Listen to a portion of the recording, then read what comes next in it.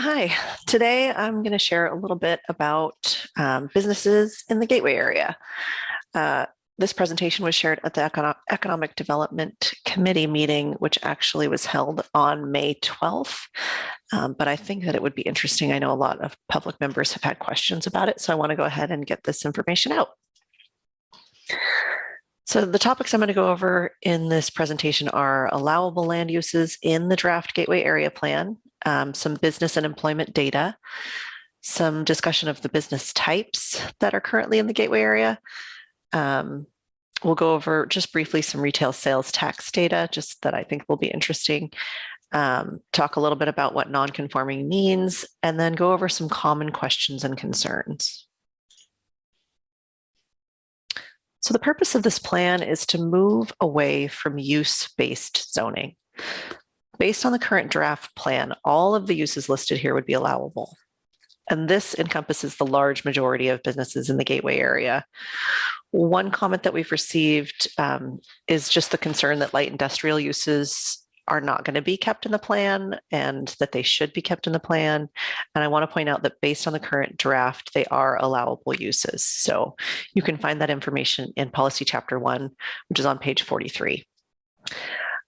Any new construction or expansion would need to have housing as a component in order to take advantage of the streamlining that is being allowed for in this plan.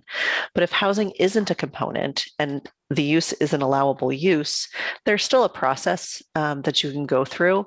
It's the same process, planning and design review process that currently exists. So there is a pathway there. So one of the questions that came up at a previous EDC Economic Development Committee meeting was how many businesses and jobs are in the Gateway area currently? So based on the data from the city business licenses, there are approximately 166 businesses in the Gateway, and they employ about 376 people. So the Gateway encompasses about 9% of business licenses in the city and about 4% of the total jobs. About 20% of the businesses in the Gateway do not have employees. So those would be self-employed folks. The business data that we got, so the number of businesses, that came from City Business License Database. So that's anybody with a business license is included in that. And that was from 2021. So it's a little bit behind, but still probably pretty accurate. The information on the number of jobs, we received that data from the Employment Development Department. The Employment Development Department also provided the employment density heat map. So you can see downtown is kind of the primary cluster of employers. HSU, which is the darker purple circle east of the highway. And that's our largest employer, obviously. There's also quite a few large employers up in the Valley West and Alder Grove area. So I just wanted to point that out. I mean, I know we're talking about the Gateway here and not necessarily that area, but it is interesting to see and to note that there are several pretty large employers up there as well.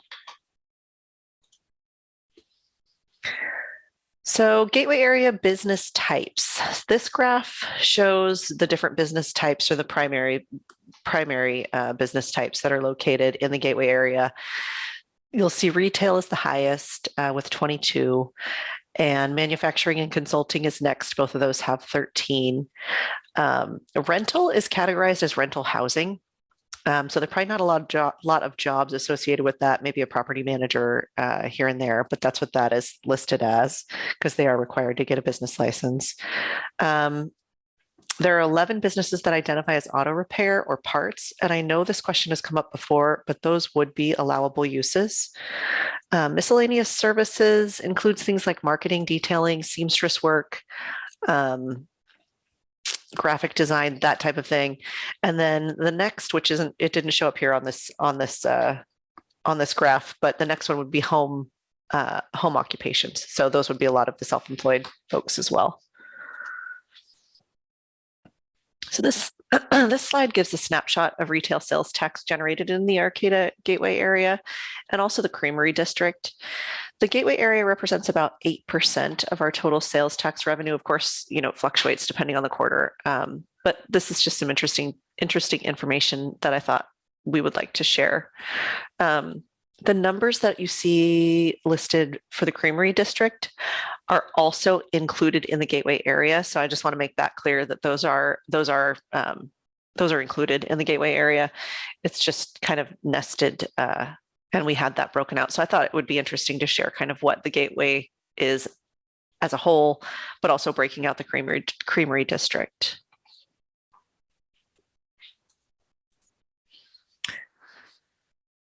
So there are 5 or 6 businesses that would be considered non-conforming uses based on the current draft plan. These businesses would be allowed to continue indefinitely, rebuild if destroyed, and generally be maintained. They would lose their non-conforming status if they cease to operate for 12 months. If a structure doesn't conform to the code, but wanted to expand, they would still be able to do so by going through the planning permit process. So they just wouldn't get the streamlining that they would if they were conforming. So if it's an allowable use and they wanted to develop, they would be able to do that. They just would have to go through the planning process as it currently exists. And I really want to point that out. The purpose of the plan is not to drive out businesses and the existing investment in the area. We know that there's a lot of, fantastic businesses we don't want to lose. The purpose really is to give more flexibility and allow more uses with obviously an emphasis on housing development, because that's kind of, the goal of the plan. So there's many non-conforming uses and structures throughout the city. It's actually fairly common. One of the examples that I would point out is all the current residential uses in the Gateway area are currently legally non-conforming, and they have been for decades. So some common concerns that have come up: how many businesses and jobs are going to be lost? And the answer there is none. What uses have been identified as non-conforming? Heavy industrial and mini storage are currently the 2 uses that are identified in the plan as non-conforming. And there's approximately 5, potentially 6. The number, I have to go through this a little bit more detail, but I just wanted to point out that right now, as it stands, based on the business license info that we've got, it looks like there's 4 mini storage units and 1 lumber mill in the area. And those businesses would likely obviously become non-conforming. But that number is fluctuating a little bit. Again, we'd need to look at that and look at the exact businesses that are out there, but about 5 or 6. So another common concern that came up is, will landowners and developers be able to build in the Gateway, or are we just making a plan that only outside area large corporations and developers would be able to do? And I want to just make sure that it's really clear that the new building height minimum is 2 stories, and then the incentives start at 3 stories. And I would say most of our local developers have the capacity to develop at that height.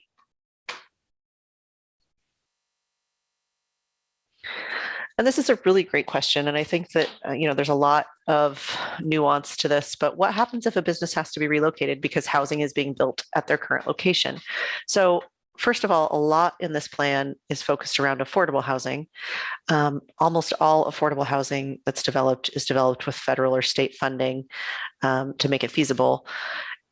All of those programs require relocation assistance, both to businesses and to anyone in a home, rental house, that type of thing. So that would be required if there's state or federal funding for affordable housing. Relocation and a relocation plan, relocation assistance and a relocation plan would be required. So that's one piece. If it's market rate housing, that is definitely different, but the city will work with businesses to try and find an appropriate place in Arcata to relocate. A couple of sites that we've already identified as potential relocation would be Happy Valley in Elder Grove, and also the Little Lake Industries site off Samoa, which the city was just awarded a cleanup grant for. And I know that also has some potential to be a park space as well, but there are still a portion of the property that we plan to develop as far as for light industrial use. So that is the information that I've got for you today. If you have additional questions, please feel free to reach out. We're happy to answer questions, and we can put another one of these together if we need to as well. Thanks.